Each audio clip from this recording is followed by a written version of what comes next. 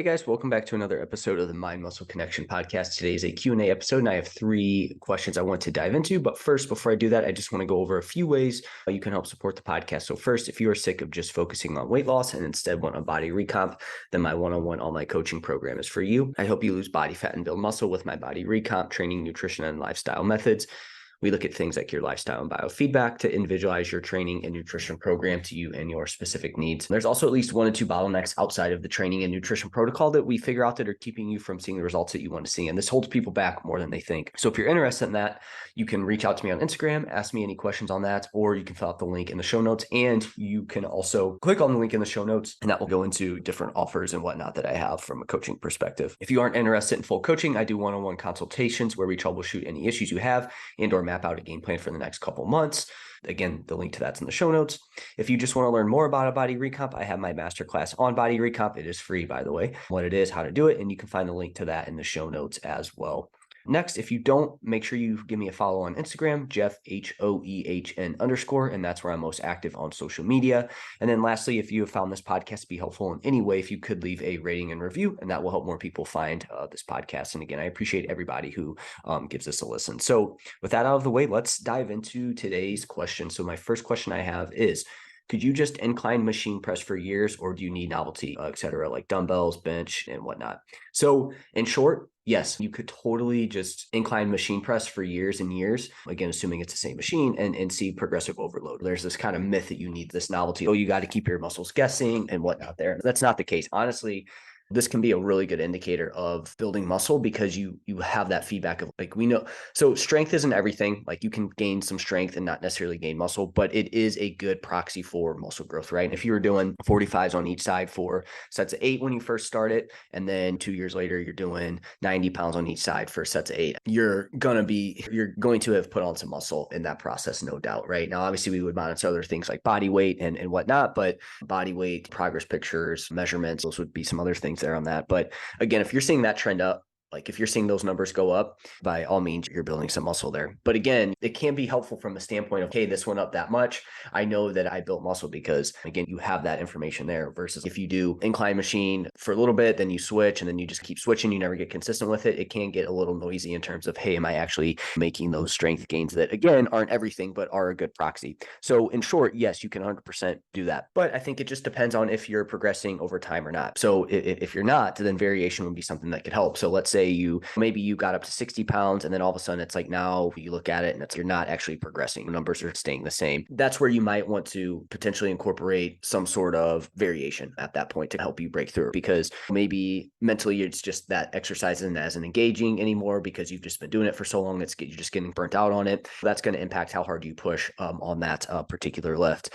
Maybe it's causing some injury or some joint discomfort. Again, that would be something where you would want to switch that exercise up and go to something else at that point. So 100%, if you're progressing, you can keep it in. If you're not, that's where you'd want to look into potentially changing it out and getting some sort of novelty and new stimulus or new exercise. But one thing I do want to say on this is you also have to realize that the stronger and more advanced you get, the slower the progress is going to be. So sometimes you can confuse not making progress week over week as, oh, I'm plateaued, but really you're not actually plateaued. It's just, again, progress is going to be, you're not going to add weight session over session, right? That is going to slow down at some point, and it's going to get to the point to where you might have a couple of weeks where maybe weight in a training cycle, it's going to be more of like a wave-like fashion where it's like at the beginning, you might be a little bit lower, and then at the end, you're going to be higher of that training cycle. Then you start that next training cycle, you might be a little bit lower than what you end it with, but ideally at the end of that next mesocycle, you'd be higher. Now, again, that can probably even slow down as the more and more advanced you get. And so this is where, again, you'd have to put these two factors together of, okay, hey, progress is slower. Now I feel like I'm plateaued. When I feel like I'm plateaued, now I don't want to push it as hard. So I think these can all go hand in hand. Long story short, yes, you can keep the same thing in there for years. I don't think it works practically as well for a lot of people from like the novelty standpoint, from like a mental, hey, I need to switch things up. And again, progress is just a lot slower. And I do think that as you do something more and more, like you probably become a little less responsive to it, and it requires more and more to continue to progress, and just different methods to get you to progress as well too, which in turn can get you to feel like you're plateaued. Yeah, 100% you could do this. How long you can do one exercise really is up to you and how long you can withstand it and whatnot there. But yeah, this can be a great way to really measure progress there on that. So I wanted to go over this question because I thought it was a great question. And again, it just goes to show that you don't need to be changing things up week over week. All right, so that's that first question. So second one's going to be, if you're trying to optimize meal timing for body composition, what would you do? So the number one thing that I would do is I would focus on hitting my overall goals for the day from a calorie protein standpoint, as this is going to be the most important factor. Okay, so we want to make sure that we have that dialed in. So before you really stress about specific meal timing, just make sure you hit those overall goals for the day. That's going to be priority number one. I think that within that, it is going to require certain meal timing strategies to help you hit that goal. But when we want to zoom out and look at the big picture, we need to make sure that we're hitting our overall intake for the day. Because we could sit here and be like, oh, hey, one of these is going to be spread out your protein to 3 protein servings per day. But if that causes you to undereat protein for the day, it's okay. You're missing side of the big picture here. We need to make sure our overall protein intake is there. So those are going to be the most important factors, right? However we do this meal timing stuff, we want it to make sure that it helps us hit our overall goals for the day. But from there, let's say that you do have your overall goals set for the day. Now I want to take this to the next level and I want to get things dialed in. Here's about 3 things that I would make sure I focus on. 1, spread your protein out within 3 relatively even separate servings per day. Say you have 150 grams of protein. Ideally, at the minimum would be 50, 50, 50 there on that. You could do 4, you could do 5, but we want to make sure we at least get 3. In the research, it's like 6 isn't necessarily better, but 3 is better than 1 or 2 at that point. So that's where we start to see things improve there. So we want to make sure we get at least 3 per day there on that. Next, we want to make sure we aim to get 1 to 2 of those meals within 1 to 3 hours before or after a workout. So we want to make sure we at least get some proteins around that workout window. You don't have to get protein 5 minutes after you work out. You don't have to slam a protein shake down. But we probably don't want to go hours before and hours after without getting protein in. If you're somebody that likes to wake up, go to the gym, just make sure you get protein in relatively soon after that. If you like to eat a couple hours before training, you get some protein in that meal, it becomes less important for you to get protein in right after your workout. Not sure if you can hear in the background, but my puppy is crying. I put him in his crate while I recorded this. Yeah, so if you hear that's what's going on back there. Hopefully he stops here in a minute. Anyway, so again, we just want to get some protein around our workouts at this point. Again, 1 to 2 of those meals within 1 to 3 hours before or after your workout. Also, some carbohydrates will be important, which I'm going to hit on here shortly in my next question. And then we probably want to limit eating around 2 hours or so before bed. We just don't want to have this massive meal before bed. I think from an overall body composition standpoint, it's probably better to avoid eating a massive meal right before bed. Our bodies just aren't going to be as efficient with the food we give it at that period of time. And then also it can mess up your sleep, which then can impact days following. So that's more from an indirect standpoint there on that. But we just avoid eating a massive meal like right before bed. It's not like your body's going to automatically store all this food as body fat. But again, we're just going to be a little less efficient with the food that we give our body at that period of time. And then we also have the fact that it can impact sleep, which is not going to be great either. So those would be the things that I would really work on from a meal timing perspective for body composition. But again, remember the most important here is hitting your overall goals for the day from a calorie, protein standpoint and carbohydrate standpoint as well too. All right, I had a pretty interesting question here. Thoughts on training after fasted cardio plus Yohimbine, or best to separate into 2 sessions? So I'm assuming it's like, hey, I'm going to do fasted cardio and then I'm going to weight train. So I think first it's important to figure out what is your goal. Are you trying to maximize muscle growth? Are you trying to maximize cardiovascular endurance? Cardiovascular fitness? Is it fat loss? What is the main goal here?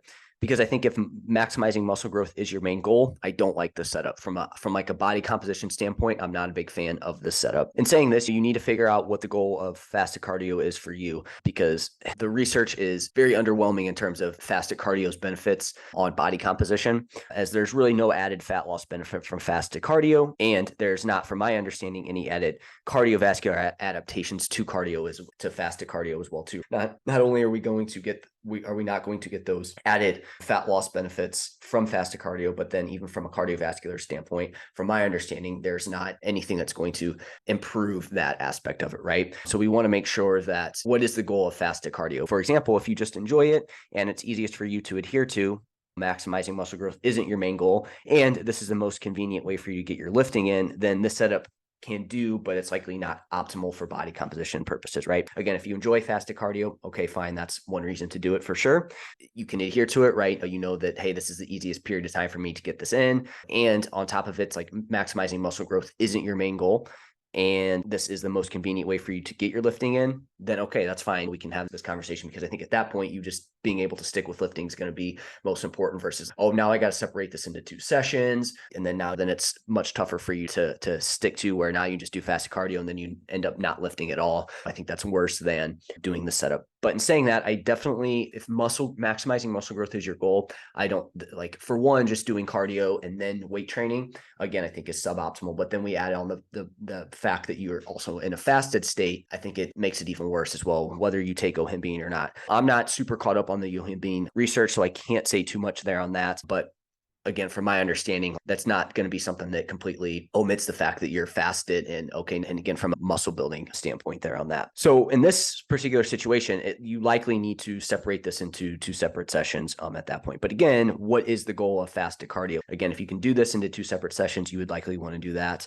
Again, if muscle growth is your main goal there on that. And I think this is a good topic in general, because I want to talk about not necessarily fasted, but the importance of getting some carbohydrates in before your weight training sessions. Okay. Just an overview of carbohydrates. They play an essential role in muscle growth and overall bodily function. Most of the energy you use during weight training comes from carbohydrates.